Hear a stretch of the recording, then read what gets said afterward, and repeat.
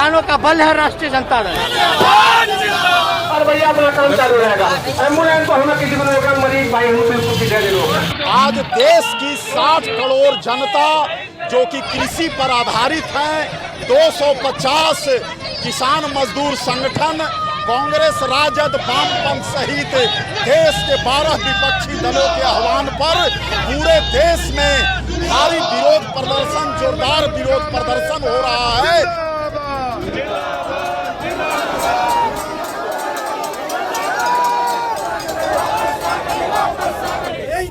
जिंदाबाद जिंदाबाद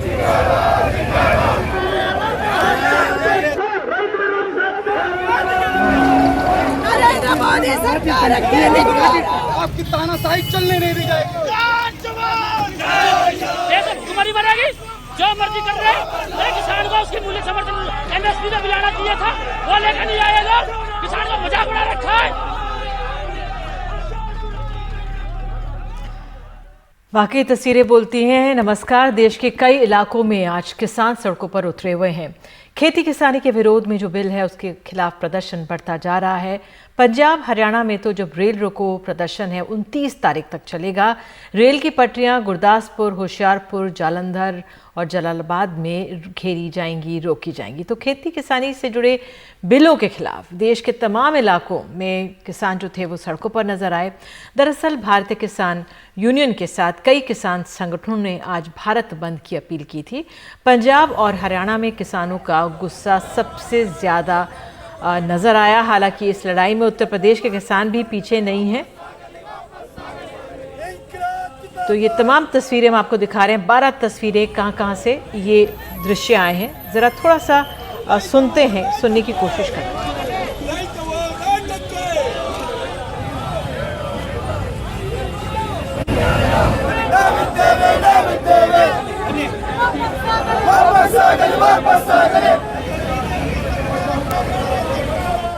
तो पंजाब के करीब 31 किसान संगठन थे जो आज सड़कों पर उतरे। तो फिलौर पंजाब में आपको बता दें तस्वीरें हैं कि फिलौर के पास अमृतसर दिल्ली नेशनल हाईवे को किसानों ने जाम कर दिया।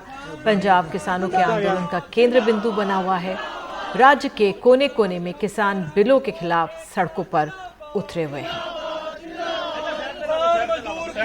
तो ये लोग अकेले नहीं हैं, इनको हर तबके का साथ मिल रहा है। किसानों के साथ आज कई और समाज के वर्ग भी जुड़े, चाहे वो कारोबारी हो या संगीत और फिल्म जगत से जुड़े लोग। सिद्धू मूसेवाला यहाँ के एक मशहूर स्थानीय गायक हैं। आज वो किसानों के समर्थन में मनसा में जुटे और आइए सुनते हैं।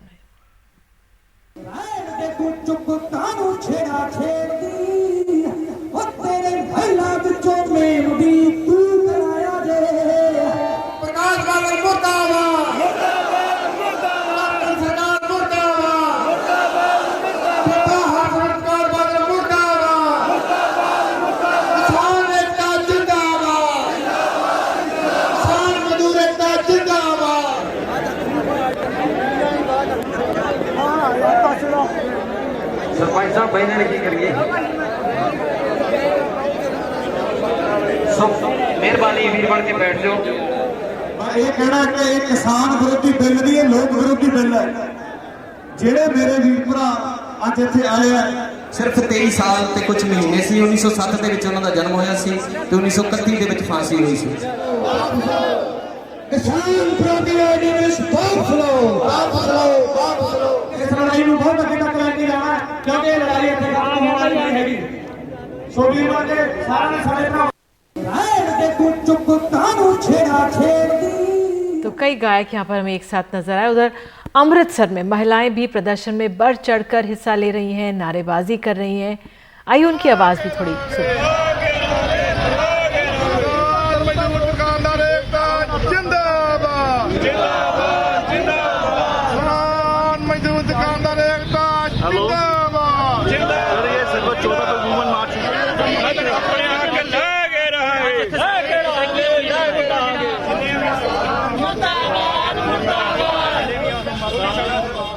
तो किसानों को अपनी चिंता है, लेकिन इसका मतलब ये नहीं है कि वो दूसरों की अनदेखी कर रहे हैं। वे बड़ी जिम्मेदारी से अपना विरोध प्रदर्शन भी कर रहे हैं और अगर एम्बुलेंस जगह मांगती है तो उसके लिए रास्ता भी बना रहे हैं।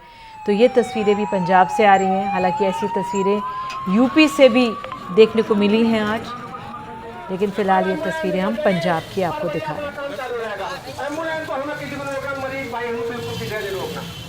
अरे मैं सभी किसान भाइयों को कह रहा हूं, ट्रैक्टर पे बैठे उतर कर आ जाओ ना, लोगों पीछे से भी ट्रैक्टर आ गया। तो हमारे सहयोगी श्रीनिवासन जैन भी इस समय पंजाब में ही हैं, किसानों से मिलकर उनकी परेशानियों को जान रहे हैं, कोशिश कर रहे हैं कि कितना उनमें गुस्सा है, क्या किसान जो है कहना चाह रहे हैं। आइए सुनते हैं इस बातचीत को। कले कले मार ना खाओ, कले मोदी दा करो स्यापा, तब के पिटो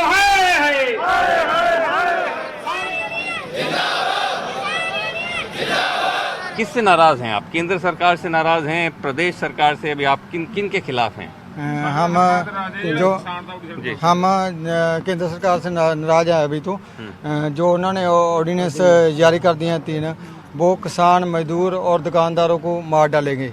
इसलिए हाँ, क्योंकि उसमें जो है ना सरकारी खरीद बंद हो जाए, मंडीकरण बंद हो गया, FCI टूट जाएगी, जो भी सरकारी अदारे हैं वो टूट जाएंगे और प्राइवेट सारा सिस्टम खराब हो जाएगा। लेकिन अभी इस वक्त हम एक तरह से हरसिमरत बादल का कंस्टिट्यूएंसी पड़ता है ये, यहाँ तब भी आप विरोध कर रहे हैं। उन्होंने तो कहा है कि हमने इस्तीफा दे दिया, हम आप ही के साथ हैं। नहीं, हम तो विरोध केंद्र सरकार का ही कर रहे हैं। अच्छा, जो केंद्र सरकार ने ये 3 ऑर्डिनेंस जारी किए हैं, ये किसान मारू का, हम तो इसे काले कानून का नाम देते हैं। अच्छा, ये काले कानून है, जिसके लिए MSP तो ये कहते हैं भी हम रहेगी, लेकिन अभी MSP खत्म होने का रास्ता खुल गया है। तो आप केंद्र सरकार से नाराज हैं या जैसे बादल भी सरकार के हिस्से हैं, उनसे भी क्या नाराजगी है? जो भी है नाराजगी तो हमें सभी सरकारों से है। सभी से है। हाँ, जो केंद्र की सरकार है उसने ऑर्डिनेंस जारी कर दिए, तो ये हमारे हरसिमरत कौर बादल थी,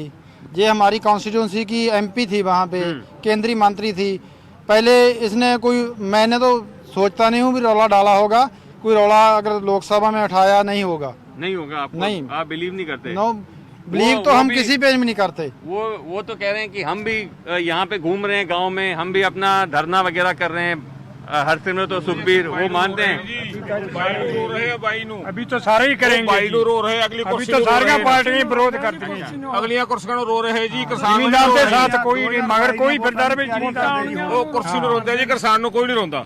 ਸਾਨੂੰ ਨਹੀਂ ਕੋਈ ਰੋ ਰਹੇ, ਕੁਰਸੀ ਨੂੰ ਰੋ ਰਹੇ, ਸਾਰੀਆਂ ਪਾਰਟੀਆਂ ਕੁਰਸੀ ਨੂੰ ਰੋ ਰਹੀਆਂ, ਕੁਰਸੀ ਨੂੰ ਪੈਂਦੇ ਆ ਜੀ ਭੱਜ ਭੱਜ, ਕਿਸਾਨ ਨੂੰ ਕੋਈ ਨਹੀਂ ਰੋ ਰਿਹਾ। ਜਦੋਂ ਕਾਨੂੰਨ ਇਹ ਆਇਆ ਸੀ ਉਹਨਾਂ ਨੇ ਬਣਾ ਕੇ ਲਿਆਂਦਾ ਉੱਥੋਂ। बट इससे पहले आप किसको यहाँ वोट ज्यादा डालते थे? आप अकाली कोई बादल कोई पड़ता था यहाँ पे? सर जंगल में वोट पड़ती है, वहाँ पर तो जानवर है, हम तो इंसान है। जहाँ पर सिविलियन है, पॉपुलेशन है, तो वोटिंग तो होती होगी। जाहिर है, जाहिर सी बात है, किसी की तो पड़ती है, किसी को भी पड़ती है, वो तो नॉर्मल बात है।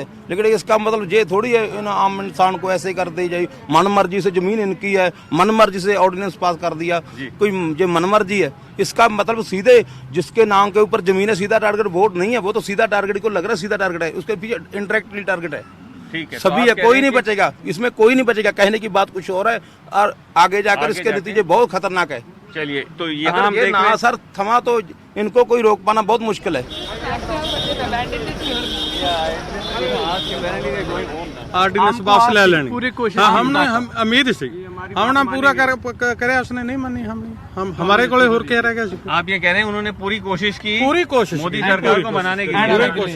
तो आप सब में उनके खिलाफ कोई गुस्सा नहीं है? नहीं गुस्सा, आप सब ठीक हैं जो जैसे उन्होंने किया? वो हमेशा किसानों के लिए लड़ते हैं, आज भी किसानों के लिए लड़ रहे हैं। अच्छा, किसान और मजदूर की श्रोमणी अकाली दल पार्टी है। देख लो, आप फार्म में बैठे। तो खेती से जुड़े इन बिलों के मुद्दे पर सरकार छोड़ने वाली अकाली दल जो लड़ाई में इस वक्त हर तरह से किसानों के साथ दिखने की वो कोशिश कर रही है, बल्कि सुखबीर बादल कह रहे हैं कि उनकी पार्टी ने सबसे पहले ये मुद्दा उठाया था। श्रीनिवासन जैन ने उनसे भी बात की। Atomic bomb, Akali Dal blasted in parliament. You see, this whole thing has changed. Did any of the senior leaders in Lok Sabha of Congress raise the issue?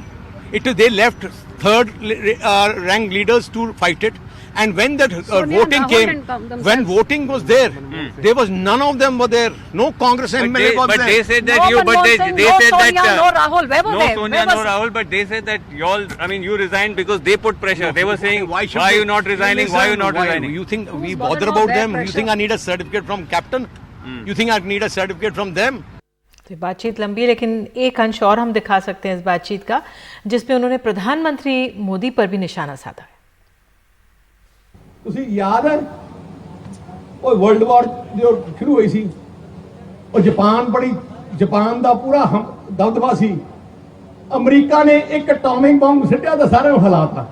ਹਿਲਾਇਆ ਸੀ ਨਾ ਇੱਕ ਬੰਬ ਨੇ, ਅਕਾਲੀ ਦਲ ਦੇ ਇੱਕ ਬੰਬ ਨੇ ਮੋਦੀ ਨੂੰ ਹਿਲਾਤਾ। ਤੁਸੀਂ ਦੇਖਿਆ ਜਿਹਨੇ 2 ਮਹੀਨੇ ਕਿਤੇ ਕਿਸਾਨ ਬਾਰੇ ਗੱਲ ਵੀ ਨਹੀਂ ਕੀਤੀ। ਅਸੀਂ ਕਿਹਾ ਤੁਸੀਂ ਜਾ ਕੇ ਬੋਲੇ ਨਹੀਂ, ਹੁਣ ਰੋਜ਼ ਹੀ ਬੋਲਣ ਲੱਗੇ। ਹੁਣ 5 ਮੰਤਰੀ ਰੋਜ਼ ਆਉਂਦੇ ਆ, ਇਸ਼ਤਿਹਾਰ ਕੱਢਣ ਲੱਗੇ। ਜਿਹੜਾ ਕੰਮ 2 ਸਾਲ ਪਹਿਲੇ ਕਰਦਾ 2 ਮਹੀਨੇ ਪਹਿਲੇ ਸੀ। ਤੁਹਾਡੇ ਸ਼੍ਰੋਮਣੀ ਅਕਾਲੀ ਦਲ ਦੇ ਬੰਬ ਨਾਲ देश हिल गया। तो हमारे साथ हमारे सहयोगी मोहम्मद गजाली मौजूद हैं, अमृतसर में वहाँ पर हैं। मोहम्मद गजाली, आप कहाँ पर इस समय ज़रा नज़ारा मैं देखना चाहूँगी। मुझे कहा जा रहा है आपके साथ किसान भी हैं और हम देख सकते हैं आगे पीछे पुलिस भी खड़ी हुई है। बैरिकेड, रेल रोको, जिस तरह से आज अभियान पूरा था। आज इस समय शाम को क्या आकलन है आपका, किस तरह से आज किसानों का पंजाब में बंद रहा?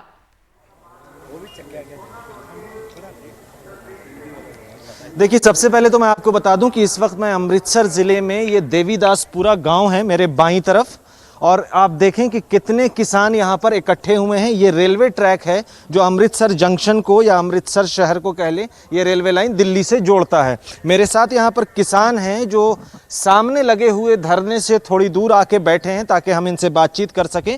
दूसरी बात, आज जो है भारत बंद का आह्वान दिया था 31 किसान यूनियन जो पंजाब की हैं, खासा असर रहा। कुछ ज़िले ऐसे हैं जहां पर यूनियन ज़्यादा सरगर्म है, तो वहां पर असर ज़्यादा देखने को मिला, जैसे भटिंडा, मुक्तसर, संगरूर, बरनाला और वो इलाका जो पंजाब का मालवा का क्षेत्र कहा जाता है। हम इस वक्त जो सरहदी इलाके हैं, सरहदी ज़िले हैं, अमृतसर, पठानकोट और गुरदासपुर, तरन तारण के इलाके में हैं, अमृतसर शहर में। यहाँ पर हमारे साथ उस किसान यूनियन के लीडर भी हैं जिन्होंने ये रेल रोको आंदोलन या रेल रोको जो प्रोटेस्ट है उसका कॉल दिया था, और आज जाके ये 3 दिन का रेल रोको प्रोटेस्ट कहा गया था, 24, 25 और 26, लेकिन आज इन्होंने कहा है कि ये आगे 29 तारीख तक बढ़ा दिया जाएगा। एक अच्छी चीज़ मैं आपको बताऊं, या एक जो दिलचस्प चीज़ है बताऊं, ये सरवन पंधेर हैं हमारे साथ, जो किसान मजदूर संघर्ष कमेटी के यहाँ जनरल सेक्रेटरी भी हैं। इन्होंने पंजाब में इस इलाके में कृषि कानूनों का पंजाबी तर्जुमा या ट्रांसलेशन अनुवाद करके किसानों को बताया भी है कि इस कृषि कानून से हमें मसला क्या होगा। हम इनसे जानने की भी कोशिश करेंगे कि इन्होंने खुद क्या देखा उस कृषि कानून में और किस तरह की दुश्वारी ये समझते हैं। सरवन जी, ये बताएं कि क्या आपने कानून में ऐसा पढ़ा है या देखा है जिसको लेके आपने इतने लोगों को इकट्ठा किया है या किसानों को बुलाया है? ऐसा क्या आपको? देखिए जी, उनके अलग अलग पॉइंट हैं। जो जरूरी वस्ता शोध कानून है उनमें तो कंपनियों को किसानों से वस्तु खरीद के स्टोर करने का अधिकार मिल गया, उसके साथ वो शहर और मजदूर की लूट करेंगे। दूसरा जो ऑर्डिनेंस है खेती उपज ऑर्डिनेंस 2020, उसमें कारपोरेट को खेती में जाने का अधिकार दे दिया गया। APMC एक्ट की ताकतें ख़त्म कर दी गई। गाँव से सीधा जाके कंपनियां जो कोई भी खेती की उपज है उसे खरीद सकती हैं। जो उनको सारा टैक्स था मंडी का वो माफ़ कर दिया। उसके साथ तीसरा था गारंटी वाला जो एक्ट था जिसमें कॉन्ट्रैक्ट बेस्ड खेती है, उसमें किसान के साथ जो है उपज का जो कॉन्ट्रैक्ट हो सकता है, एक फसल का भी हो सकता है, 2 साल या 5 साल का भी हो सकता है। इसके साथ जो कंपनियां हैं वो खाद, पेस्टिसाइड, खेती टेक्निक, पैसे तक किसान को देंगी। अगर कोई किसान और बीच में कोई झगड़ा पड़ जाता है, SDM या DC की कमेटी होगी, और इसके पास अगर नहीं तो अदालत जाने का इसमें कोई प्रावधान नहीं है। सबसे बड़ी गड़बड़ इसमें। दूसरा, उसमें बहुत छोटी सी लाइन लिखी है, सबसे खतरनाक ये है कि आप कोई भी समझौता करते हैं, जो भाव है वो परिवर्तन के अधीन है। जो कॉन्ट्रैक्ट है उसमें ये मद लिखी हुई है कि जो भाव है परिवर्तन के अधीन है। मान लीजिए हमारे साथ 2000 क्विंटल का समझौता हुआ, आगे जाके हमें जो कॉन्ट्रैक्टर है वो कह रहा है अभी अब इंटरनेशनल मार्केट में भाव गिर गए हैं तो हम आपको 1000 ही देंगे, तो हम कुछ नहीं करते। और जो क्वालिटी के मापदंड तय करने हैं वो कंपनी ने ही तय करने हैं। तो किसी वक्त भी हमें बोल सकती है भी आपकी क्वालिटी सही नहीं है। ये बहुत सारी ऐसी उसमें ऑर्डिनेंस में प्रावधान है जो किसानों को उजाड़ने के लिए बहुत अधिक है। और आपने इसका पंजाबी तर्जुमा करके किसानों में बांटा भी है? हाँ, हमने पंजाबी में उसका तर्जुमा किया और पंजाबी में द्वर्की हमें बोलते हैं पंजाबी में, वो छपवा के घर घर हमने 1 लाख द्वर्की छपवाई थी। तो गांव गांव बांट के घर घर बांटी। फिर इस ऑर्डिनेंस की आप मध्य देखे, सियासी पार्टियों का एटीट्यूड बताया। सो इसलिए आंदोलन इतना बड़ा हुआ, फिर घर घर हमारी बात पहुँचने में कामयाब हुए हम। अच्छा, आपसे जानना चाहेंगे कि पूरे कृषि कानून में सरकार कह रही है कि एमएसपी का तो हमने जिक्र ही नहीं किया, और आप लोग एमएसपी की लड़ाई कह रहे हैं कि एमएसपी सरकार भाग जाएगी, ऐसा क्यों समझते हैं? असल जो सरकार है कई वस्तुओं के अपने भाव एमएसपी दे रही है, केवल गन्ने पर खरीद कर रही है, और गन्ने के 2-2 साल के किसानों के पैसे अड़े हुए हैं अपने मिलों की तरफ से, और इससे अलावा कणक और गेहूँ जो अपने धान इस पर जो एमएसपी सरकार खरीद करती है, इसके अलावा जो बाकी फसलें उस पर सरकार बिल्कुल खरीद नहीं करती, मंडी से बाहर है।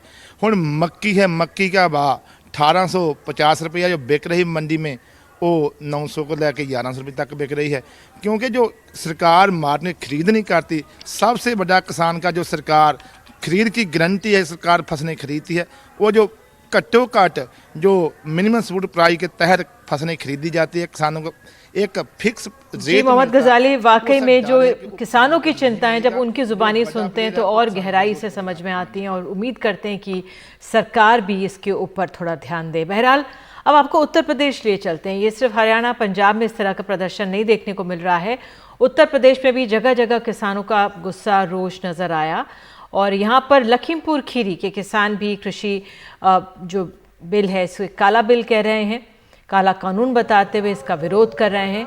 किसानों ने नेपाल जाने वाले स्टेट हाईवे को, जो एक काफ़ी भीड़ यहाँ पे रहती है, यहाँ पर जाम किया, यहाँ पे रास्ता रोका। पलिया में सैकड़ों की तादाद में किसान ट्रैक्टर लेकर विरोध पर निकल पड़े। किसानों के प्रदर्शन को कई जगह व्यापार मंडली और व्यापारियों का भी समर्थन देखने को मिला है। किसानों को व्यापारियों ने अपना जिस तरह से पूरा मालाएं पहनाकर इनको विदा किया है, और इनके साथ लगातार वो खड़े नजर आए। उधर जिला मुख्यालय पर तमाम किसान संगठनों के कार्यक्रम भी थे, तो इससे जाम भी लगा है। अमरोहा में किसानों ने तकरीबन 3 घंटे तक दिल्ली लखनऊ हाईवे को जाम कर प्रदर्शन किया है। इससे हाईवे पर कई किलोमीटर तक लंबा जाम लग गया था। ये तस्वीरें अपने आप में बताती हैं कि कितना लंबा जाम होगा और कितनी भीड़ जुटी होगी। बाद में उन्होंने जिला प्रशासन को प्रधानमंत्री के नाम एक ज्ञापन भी दिया है।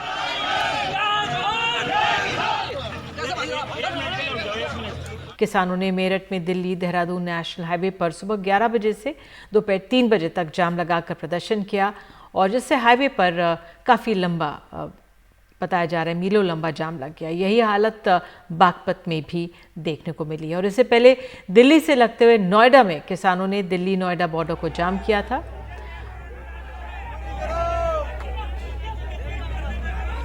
ये दिल्ली नोएडा बॉर्डर की तस्वीरें हैं। और अब हम आपको इसके बाद अब बिहार लिए चलते हैं। बिहार में भी चुनाव हैं, चुनावों की तारीखें सामने आ गई है। आरजेडी नेता तेजस्वी यादव सड़क पर ट्रैक्टर में नजर आए, प्रदर्शन कर रहे थे। तेजस्वी यादव के साथ उनके भाई भी ट्रैक्टर पर बैठे हुए थे, और उन्होंने कहा है तेजस्वी यादव ने कि एनडीए सरकार लगातार गरीब और किसान विरोधी फैसले ले रही है।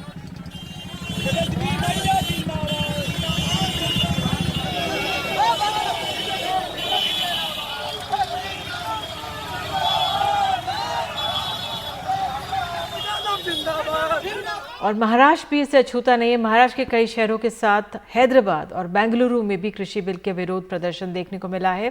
कृषि बिल के खिलाफ कोलकाता में तृणमूल कांग्रेस ने प्रदर्शन किया।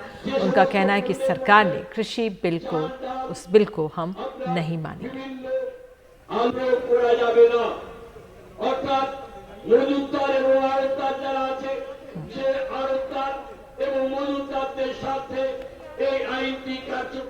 तो ये कितना लंबा चला है विरोध प्रदर्शन। अब 29 तारीख तक इस तरह से किसानों का आह्वान है, ये विरोध प्रदर्शन चलता रहेगा। बहरहाल एक छोटा सा ब्रेक ले रहे हैं और हमारे देश की एक और जो समस्या है कोरोना, उसको भी कुछ गहराई से समझेंगे एक छोटे से ब्रेक के बाद।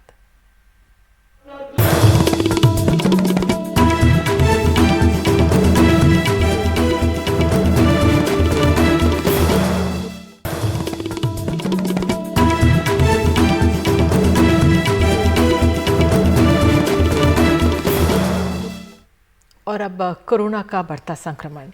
छत्तीसगढ़ में कोरोना का संक्रमण तेजी से बढ़ रहा है। उतनी ही तेजी से संसाधनों की कमी वहां पर होती दिख रही है। लेकिन हैरत की बात यह है कि स्वास्थ्य कर्मियों के बूते कोरोना को हराने की बात हो रही है, जिन्हें कोरोना वॉरियर्स का तमगा दिया जाता है। उनके लिए राजधानी रायपुर के सबसे बड़े सरकारी अस्पताल में नए मास्क नहीं है। मास्क सुखाए जा रहे हैं, ग्लव्स को दोबारा इस्तेमाल किया जा रहा है, गॉगल्स भी बार बार इस्तेमाल हो रहे हैं। ये आलम है छत्तीसगढ़ के सबसे बड़े सरकारी अस्पताल भीमराव अंबेडकर का। सोशल मीडिया में आई इन तस्वीरों को खुद अस्पताल के कर्मचारियों ने शूट किया है। आरोप है कि ऐसे मास्क ग्लव्स के साथ उन्हें कोरोना संक्रमितों का उपचार करना पड़ता है। कई बार शिकायत की, लेकिन सुनने वाला कोई नहीं।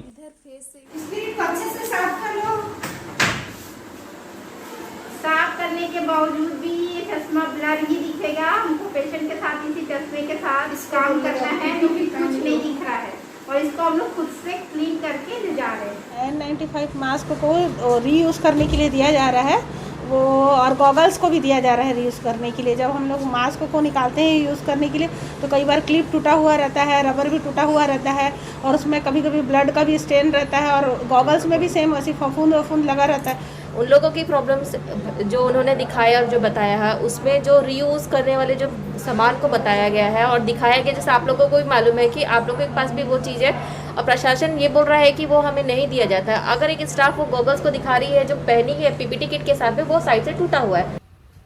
इस अस्पताल में 1240 बेड हैं, जिसमें 500 बिस्तर कोरोना मरीजों के लिए आरक्षित हैं। अस्पताल में करीब 500 स्टाफ नर्स हैं।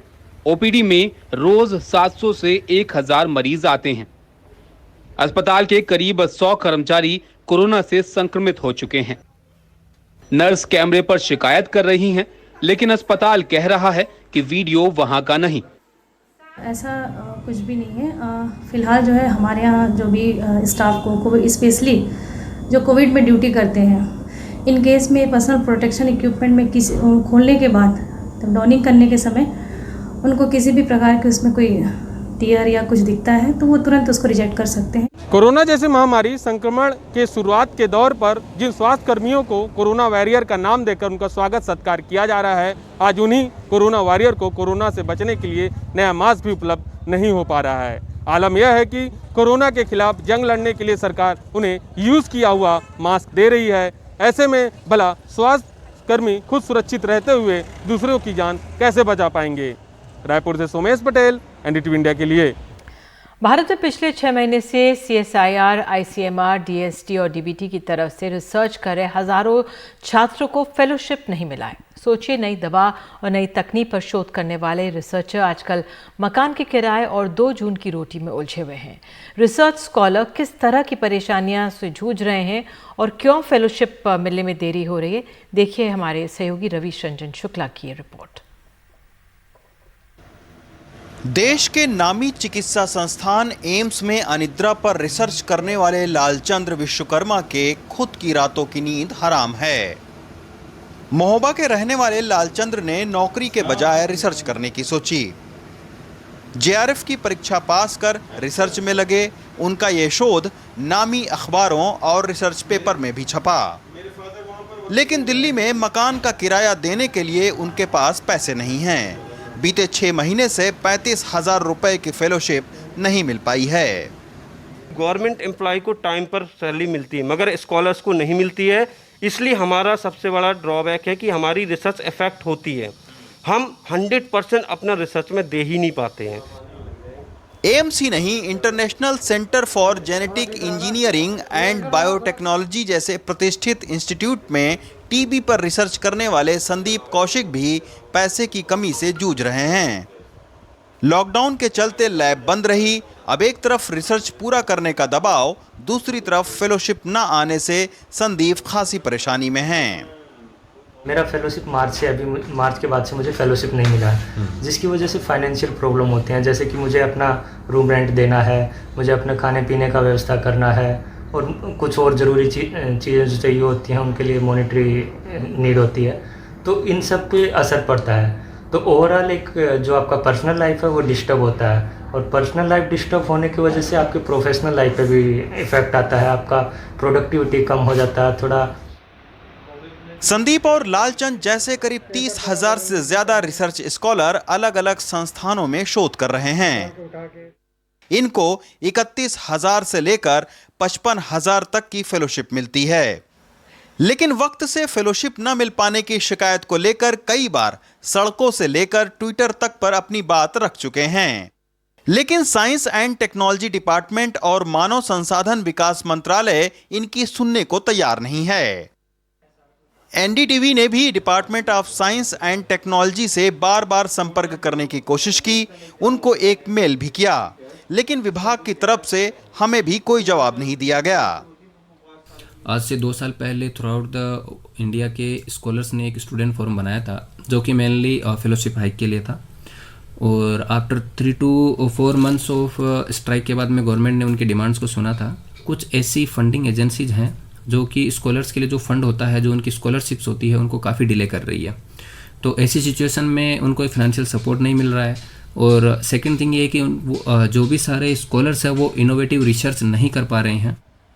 रिसर्च पर भारत अपनी जीडीपी का केवल 0.7% खर्च करता है, उसमें भी लाल फीताशाही और कागजी खानापूर्ति के चलते रिसर्च में सालों साल खपाने वाले स्कॉलर्स को पैसा वक्त से नहीं मिल पा रहा है। आप सोचिए कि जो हमारे सरकारी बाबू हैं उनको तो तनख्वाह 1 से 10 तारीख के बीच में मिल जानी चाहिए, मिलती भी है, लेकिन जो इस तरीके के शोध के जो विद्यार्थी हैं जो कि रिसर्च में अपना सालों साल खपाते हैं और जो अच्छी रिसर्च करते हैं, उनको पैसा 5-5, 6-6 महीने विलम्ब से मिलता है। तो अब आप सोच सकते हैं कि हमारे देश में रिसर्च का भविष्य क्या होगा। दिल्ली से एन रवि के साथ रवीश रंजन शुक्ला, एनडीटीवी इंडिया। तो जैसा कि आपने देखा, रवीश रंजन शुक्ला हमारे सहयोगी ने बताया कि एनडीटीवी ने भी department of science and technology से बार बार संपर्क करने की कोशिश की है, उनको एक मेल भी किया, लेकिन विभाग की तरफ से हमें कोई जवाब नहीं दिया गया। अगर अब भी उनकी तरफ से कोई जवाब हमको मिलता है तो हम इसके साथ अपनी स्टोरी में बदलाव करके उसे चलाएंगे। तो फिलहाल एक छोटा सा ब्रेक लेते हैं और लौटते हैं, बिहार ले चलेंगे आपको।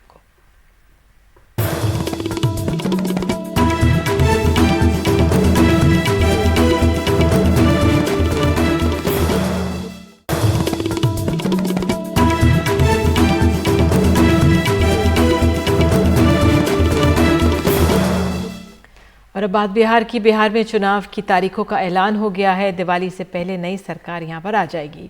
3 चरणों में चुनाव होंगे। 10 नवंबर को नतीजे आ जाएंगे।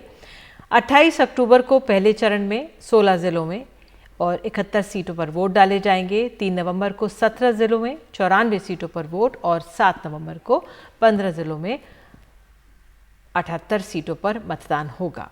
इस बार वोटिंग के समय को 1 घंटा और बढ़ा दिया गया। सुबह 7 बजे से शाम 6 बजे तक वोटिंग होगी। कोरोना मरीजों के लिए अलग इंतजाम किए जाएंगे। जो जंगल राज की बातें करते हैं, आंकड़े पे अगर बात करेंगे, एनसीआरबी का ही आंकड़ा ले लीजिए, तो अगर ये कथाकथित अगर वो जंगल राज था तो ये तो राक्षस राज है, पहली बात। दूसरी बात, किसके चेहरे पे, नहीं चेहरे पे, लालू जी जनता के नेता हैं, गरीबों के नेता हैं। और हम इतना स्पष्ट जरूर कर दें कि जब ये हमारे सवाल का जवाब नहीं दे पाते हैं, क्यों नहीं इनके पास कोई उत्तर है, तो जनता को जवाब चाहिए ना।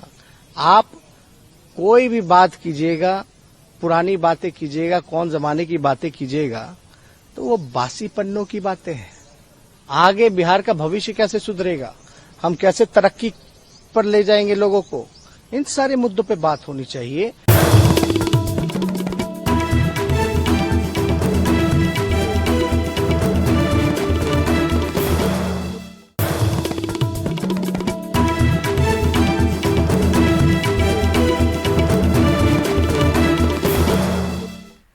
और अब खबर महाराष्ट्र से है। अनलॉक की प्रक्रिया शुरू होने के बाद से ही लोग अपने दफ्तर जाने लगे हैं, पर रेलवे से सफ़र करने की अनुमति नहीं होने के कारण मुंबई एमएमआर इलाके के लोगों को बस से सफ़र करना पड़ रहा है। बसों की संख्या कम है और लोग ज़्यादा हैं, जिसकी वजह से उन्हें घंटों तक इंतज़ार करना पड़ता है। सोहित की रिपोर्ट। अंधेरी के एक प्राइवेट कंपनी में काम करने वाले प्रदीप मुंबई से सटे डोंबिवली में अपने घर से सुबह 5:30 बजे निकलते हैं। 8 घंटों की उनकी ड्यूटी वैसे तो 9 बजे से शुरू होती है, पर बस से सफर करने के कारण उन्हें सुबह जल्दी निकलना पड़ता है। ट्रेन से जहां उन्हें 1 घंटे का समय लगता था, तो वहीं अब केवल काम पर जाकर घर लौटने में उन्हें 7 घंटे लग जाते हैं। हम लोग 5:30 बजे, लगभग 5:30 बजे यहाँ से निकलते, घर से निकलते, क्योंकि इतना सुबह ऑटो भी नहीं रहता है और डेली ऑटो से आने के लिए हम लोग को परवड़ेगा भी नहीं, क्योंकि यहाँ का हम लोग को आने जाने का ट्रैवलिंग ही 7 घंटे का रहता है। सुबह 3 घंटा लगता है और आते टाइम 4 घंटा। 56 वर्षीय जगदीश सिंह को थाने आने जाने में 5 घंटों का समय लगता है। काम पर देरी से पहुँचते हैं, वेतन में कटौती की गई है। आप लोग ट्रेन से आते तो कितना समय लगता था? ट्रेन से आते तो 22-20, ज़्यादा है ना 25 मिनट, बस 25 मिनट में पहुंच जाती थी।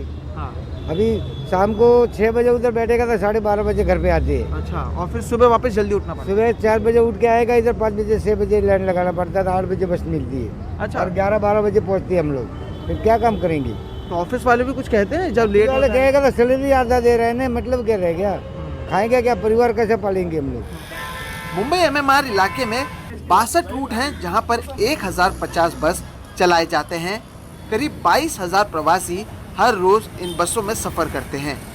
सरकार का दावा है कि उन्होंने बसों को बढ़ाया है, पर जमीनी स्तर पर इसका इतना असर देखने नहीं मिल रहा।